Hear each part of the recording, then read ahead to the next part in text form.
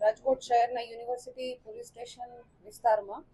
10 spire નામની બિલ્ડિંગમાં એક ઓફિસ છે, જેમાં જે ફરિયાદી છે અને એના આ જ ગુનાના આરોપી મૌલિક પ્રફુલભાઈ નાનપરા,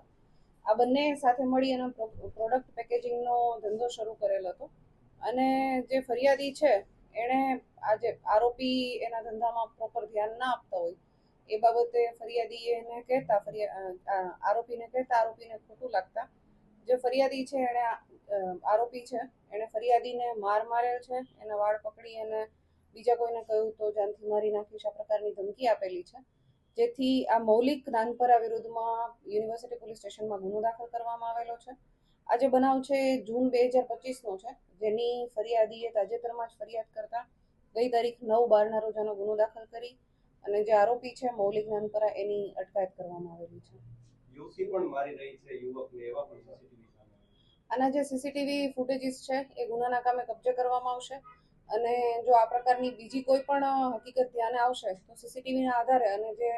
મૌલિકની કોઈ રજૂઆત હશે તો એને ધ્યાનમાં રાખીને આપણે કાર્યવાહી કરવામાં આવશે.